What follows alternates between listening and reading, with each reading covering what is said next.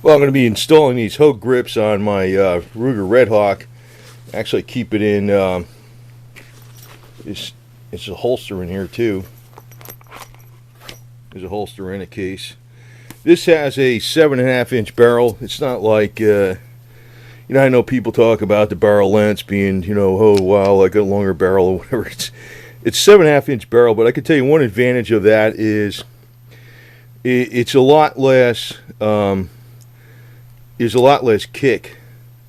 Like when you're shooting it doesn't go boom as much like that. You don't have to, sometimes when you got these short barrels, if it's a really short barrel, it's got so much muzzle flip that you could shoot high if you're not careful.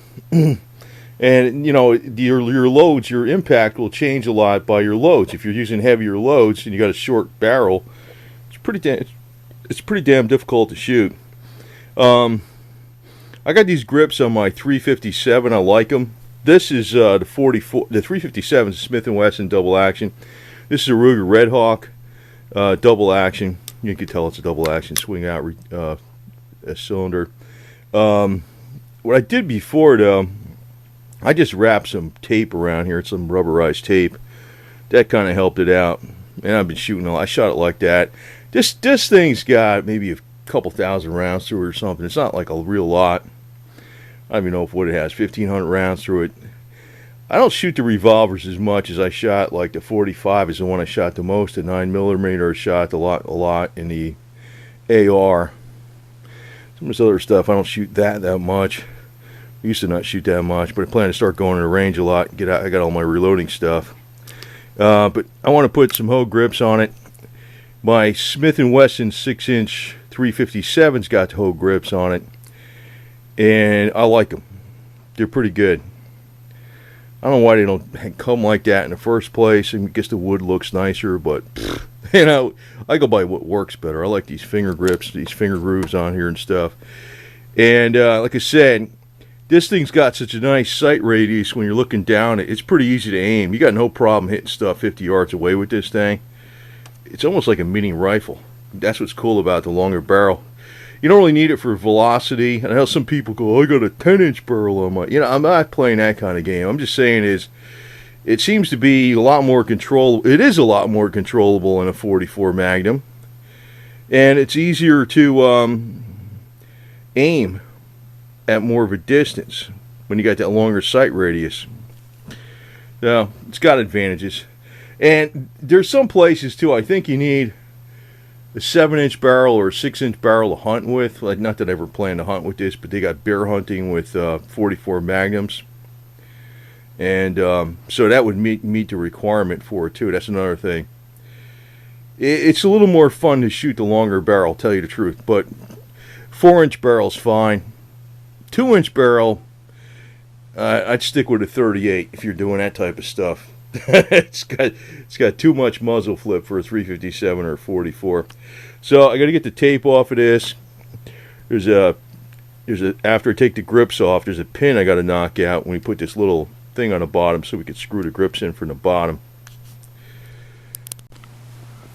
Okay, these grips came off pretty easy, and actually I just carefully cut away this rubber. This rubberized tape was actually pretty damn good. What I used was some thread. You didn't even notice it was some black thread along the bottom where it was wrapped around. So it was on there solid. It never came off. And the grips are still basically like brand new because they had that rubber over them. Kept them protected very well. Well, it turns out they got the wrong grips, so I had to get some Pachmayr grips. That's for the Super Redhawk, and I was thinking, what the hell? I didn't even realize what the hell I had here. Probably back when I bought this, they didn't even have a Super Redhawk. They just had a Redhawk, so I wasn't thinking. So the Super Redhawk, you actually have to knock this out. Well, it's a mute issue on this. But you can see here's on my 357 Smith & Wesson. I actually changed the grips on this. Never changed them on that 44 though. So these, you're going to leave this insert in, and I'm glad I had Rocky the Cat, sidekick Goldie over there to help me out, because you pointed this out to me, right, buddy? You're the guy that used to be so shy too, right? He looking at me like, what the hell is this guy doing? So you could see, man, it's simple as crap with this. You can see there has like a little bit of a hole, like this spot right there. That little, that goes right with this. This just lines up with that. So this just slips over, man.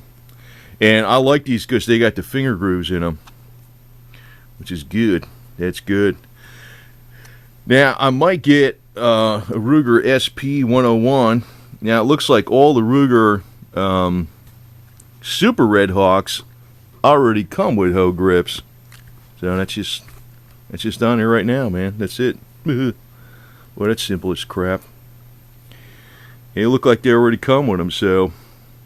But these are Pachmayr grips. They're like a soft rubber. You're supposed to really tame the recoil. And I got my Marlin. Let me tighten this screw up. I got my Marlin 44 coming in. That's going to match with this. So I got a Marlin 357 lever action 1894 that goes to the Smith & Wesson double action revolver. This is 6-shot on a 5-shot. Now if I get a Ruger SP-101, it's a 5-shot, but I can probably get a shorter barrel stainless steel and put those hoe grips on it. And this, I'll have, this is going to freaking shoot nice. This shoots pretty good with this long barrel anyway. It doesn't have too much muzzle flip. That's one thing I like about it. You know, it's not, I'm not trying to impress somebody with a longer barrel or anything like that. I'm not playing that game. But it doesn't have too much muzzle flip, and you can shoot this thing pretty damn far accurately, right? You all excited about that, Rocky? Huh? So let's get these grips on there right now. Just got to screw them on. Boy, it's simple as all hell. You don't have to knock nothing out or nothing. Well, I could tell that these grips are definitely feel much better in the hand than these. They're bigger. They're bigger grips too.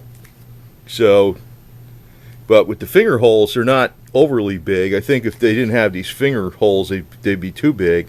But you could see the size difference in them. See that? Or if I put this behind the other one, maybe it'll totally disappears, you know. It's probably not as obvious. Well, like put it this way. How about like that? You can see the size difference a little bit better that way. And very soft. These are recoil tamers, they're called, I think, or decelerators.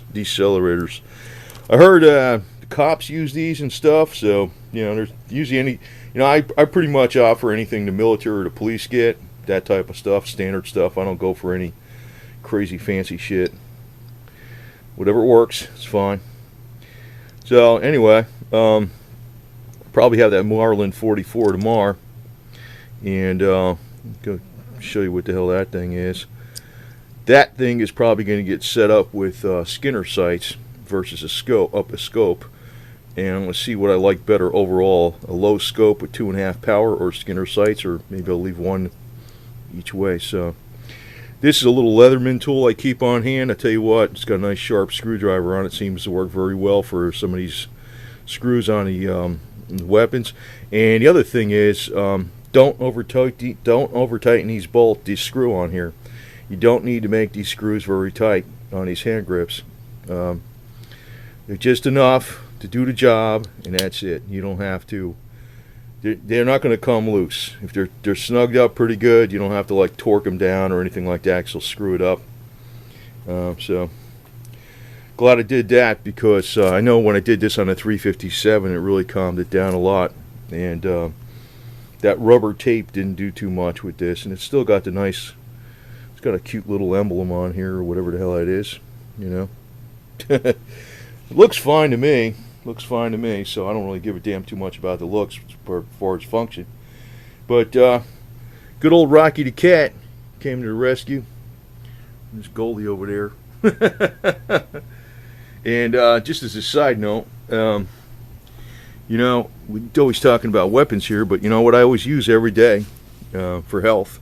I've been using this all the time, the Parazapper CC2. And I have it here with the handheld, and this is the copper plate, which is a good best setup, in case you're wondering what the hell that is. But I think that actually does improve your health a lot. So besides protecting me and hunting, in target shooting. I like to stay healthy, right? So, right, buddy? Right there, Gutty? These are my sidekicks, man. I tell you what, I wish I could train these to be like little hunting dogs and sniff stuff out. Pretty wild.